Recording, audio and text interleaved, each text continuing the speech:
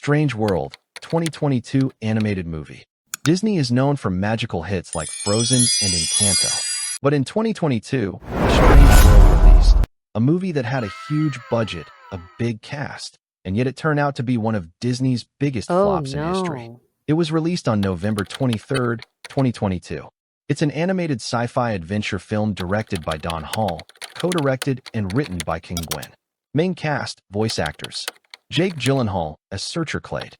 Dennis Quaid as Jaeger Clade. Ratings and performance. It is rated on IMDb rating, 5.6 out of 10, and on Rotten Tomatoes, 72% critics and 66% audience. Budget versus earnings. Production budget, around $135 to $180 million. Worldwide box office, about $73.6 million. Estimated loss, between $100 to $197 million, making it one of Disney's worst-performing animated films ever. Streaming availability. The movie is available on Disney Plus for streaming. Runtime and format. The animation style is primarily CGI, and it is about 1 hour 45 minutes long. Reasons for the backlash and flop. This include many reasons, but the main are: weak marketing. Disney barely promoted the film compared to other animated projects. Many families didn't even know it was coming out. Poor timing. It was released during Thanksgiving alongside strong competition like Black Panther, Wakanda Forever. Mixed storytelling. While praised for diversity and representation, many viewers found the story confusing, slow-paced, and lacking Disney's usual magic. Target audience confusion. The movie tried to balance adult sci-fi themes with a family audience, which left both groups unsatisfied. Pandemic-era Disney habits. Audiences had grown used to watching Disney films at home on Disney Plus, making them less likely to buy tickets at the theater. In the end, Strange World had everything on paper: a great voice cast, Disney's animation, and a massive budget. But sometimes, even Disney magic isn't enough. This flop always serves as a reminder. Next is Lightyear, 2022 animated movie. Buzz Lightyear is an icon. But when Pixar released Lightyear in 2022, a movie supposed to explain the origin of Buzz, it didn't rocket to box office success. Oh, yeah. Why? Let's find out what happened. It was released in June 17th, 2022. Directed by Angus MacLane. Written by Jason Headley and Angus MacLane. Main casts, voice actors. Chris Evans as Buzz Lightyear. Kiki Palmer as Izzy Hawthorne. Peter Sohn as Socks. Runtime and format. It was the first Pixar film with specific formatting for IMAX theater, and it is about 1 hour 45 minutes long. Budget versus earning. Production budget, around $200 million production. Worldwide box office, about $226.4 million. Estimated loss, about $100 to $110 million. In short, Lightyear did not make back what was invested. Streaming availability. The movie is available on Disney Plus for streaming. Ratings and performance. It is rated on IMDb rating, 6.1 out of 10, and on Rotten Tomatoes. It has mixed critics and decent audience. Reasons for the backlash and flop. This include many reasons, but the main are: brand/premise confusion. Many expected this to be a Toy Story sequel. Instead, it was positioned as an origin film for the Buzz Lightyear character. That confused some audiences who didn't understand how it fit in the Toy Story universe. Strong competition and market factors. Lightyear opened the same weekend as Jurassic World Dominion, which had strong holdovers, among other films. Controversy. The film includes a same-sex kiss between two female characters. Some markets banned or restricted it over that content. This limited its international revenue potential. Return on investment versus costs. The budget was huge, and Lightyear didn't get enough of that. In the end, Lightyear was a big-budget movie. But it shows that even with all that, things like messaging, expectations, and the global moment matter a lot. When you promise something tied to a legacy, you also risk a lot. Next is The Proud Family, Louder and Prouder, 2022 to 2023. It is an animated TV series that includes the continuation of The Proud Family. Its first season released on February 23rd, 2022, showing Penny Proud, now about 14 years old, and her family navigating life in the 2020s. Directed by Latoya Ravenel. Written by Ralph Farquhar, Billy Porter, and Kiki Palmer. Main cast, voice actors. Kyla Pratt as Penny Proud. Tommy Davidson as Oscar Proud. Paula Jai Parker as Trudy Parker, Proud. Runtime and format. The series is a sitcom, and its primary format is streaming video. The standard runtime for an episode is approximately 30 minutes. Budget. Production budget. Unknown. Streaming availability. The movie is available on Disney Plus and Disney Channel for streaming. Ratings and performance. It is rated on IMDb rating 3.3 out of 10 and on Rotten Tomatoes. Very positive for first season. Average rating about 7.5 out of 10. Reasons for the backlash. This include many reasons, but the main are: theme song controversy. The reboot features a new version of the theme song. Original composer updated it. New singer Joyce Rice.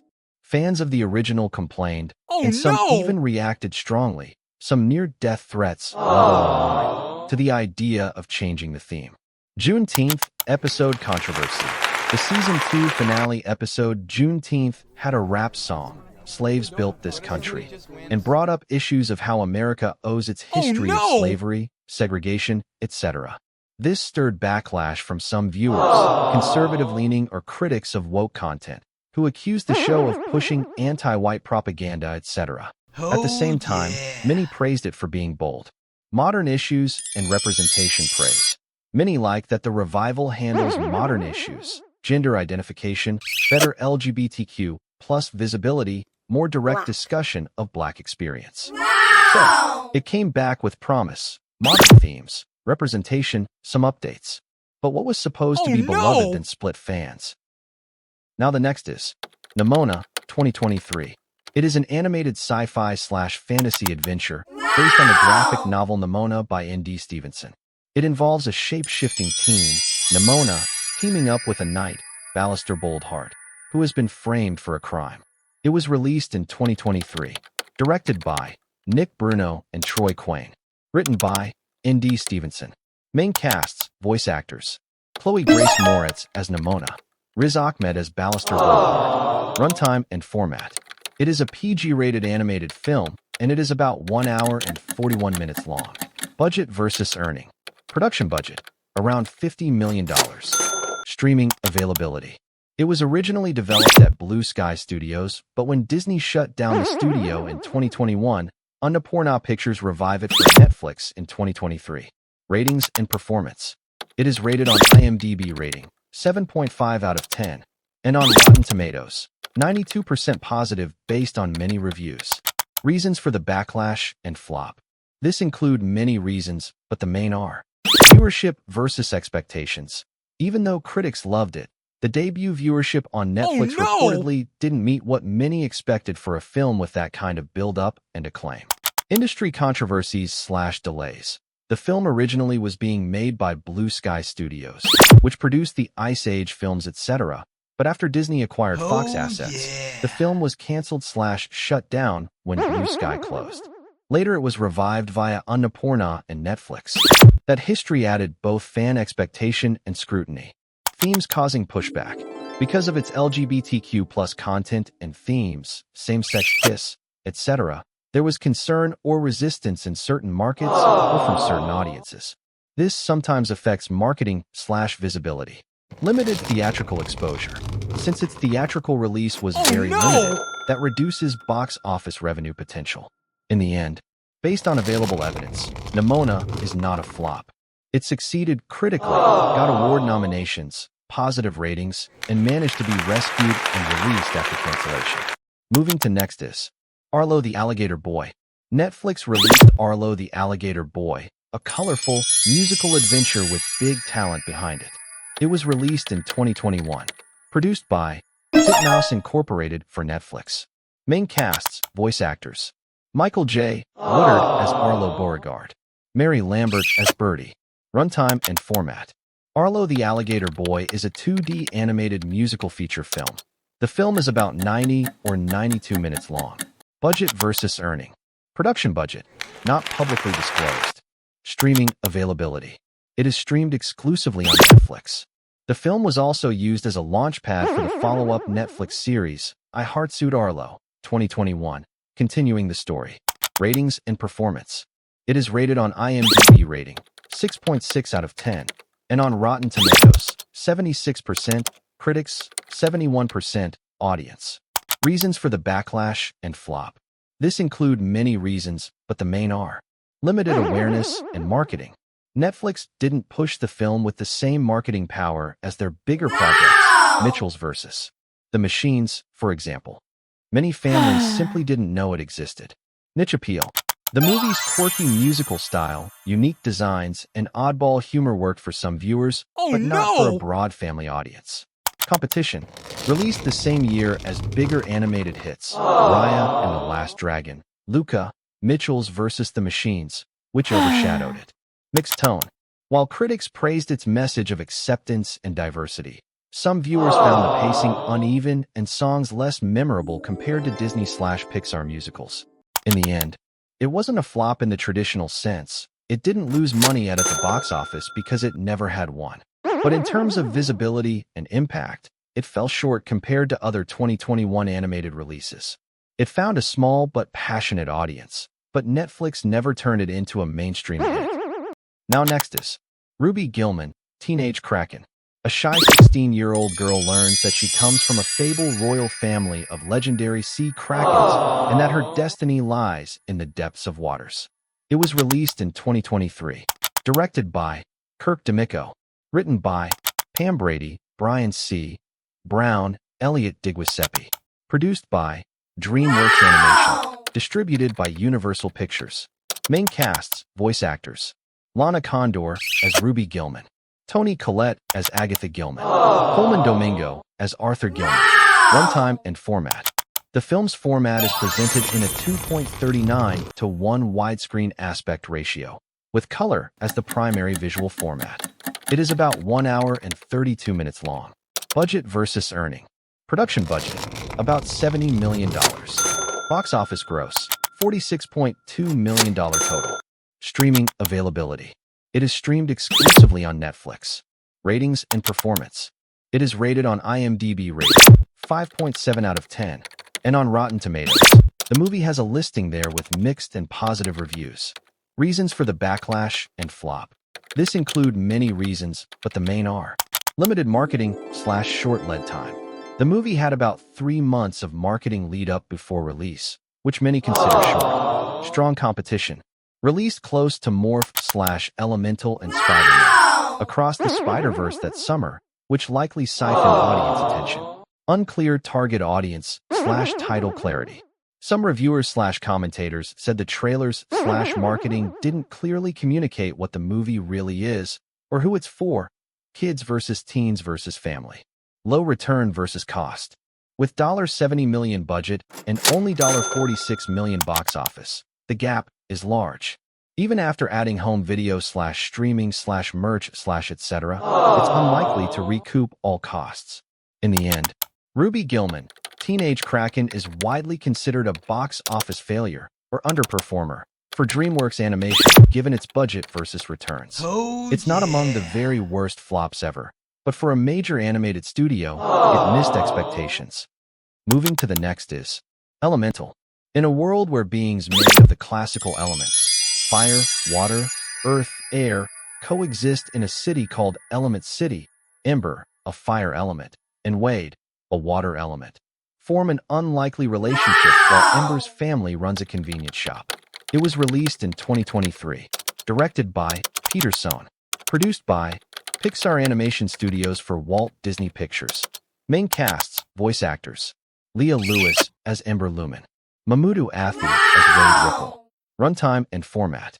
Released in various advanced theatrical formats, including RealD 3D for DX and Dolby Cinema. It is about 1 hour 43 minutes long. Budget versus earning. Production budget, about $200 million. Worldwide box office gross, for $196.4 million total. It was the lowest ever opening for a wide Pixar release, excluding adjusted older films, in modern times. Streaming availability. It is streamed exclusively on Disney+. Ratings and performance. It is rated on IMDb rating, 8.8 to 9 out of 10, and on Rotten Tomatoes. Elemental may not satisfy as fully as the greatest Pixar pictures, but it remains a solid story told with dazzling visual flair. Was it a flop? No! Elemental did not flop in the long run. While its opening looked alarming, its legs, box office staying power, international earnings, and streaming success pushed it into modest success, or at least not a disaster. It is, however, not among Pixar's biggest hits. It underperformed versus many expectations domestically. Whether it turned a large profit is uncertain. With a $200 million production budget, plus large marketing costs, plus revenue splits with theaters, its profit margins are probably slim compared to big franchise Pixar films. But given the global number, US dollars roughly $496 million gross, plus streaming plus merchandising, etc. In the end, Elemental teaches us a lesson. Sometimes box office isn't decided on opening weekend, but on persistence. Pixar's latest wasn't their biggest hit, but it didn't flame out either. Now the last one is Batwheels. Batwheels is a CGI animated superhero series that reimagines Batman's iconic vehicles as sentient crime-fighting heroes. The show follows Bam, the Batmobile, Redbird, Robin's car, BB, Batgirl's bike, Buff, the Bat truck, and Batwing as they team up with Batman, Robin, and Batgirl to protect Gotham City. It was released in 2022. Directed by Antoine Cheriron. Produced by Simon J. Smith. Written by Michael G. Stern. Main casts, voice actors. Jacob Bertrand as Bam, Batmobile. Jordan Reed as Redbird, Robin's car. Madigan Kakmer as BB, Batgirl's bike. Runtime and format. The series uses computer animation to bring the heroic vehicles to life. The primary format for Batwheels is 11 to 12-minute long episodes. Budget versus earning. Production budget, unknown. Streaming availability. It is available on Max and Cartoon Network. Ratings and performance. It is rated on IMDb rating, 5.9 out of 10. Rotten Tomatoes. Season 1 has a positive reception, described as cartoonish, silly, and overall fun by critics. Reception and reviews. Batwheels focuses on imparting lessons about cooperation, problem-solving, and moral decision-making. The series avoids traditional superhero combat, opting instead for scenarios where characters resolve conflict through collaboration and understanding. This approach makes it suitable for young viewers, aligning with educational standards for preschool programming. So, Batwheels stands out as a unique addition to the superhero genre by targeting preschool audiences with a fresh perspective on Batman's universe. In the end, don't forget to like, follow, and subscribe our channel for more interesting videos like this. Stay tuned.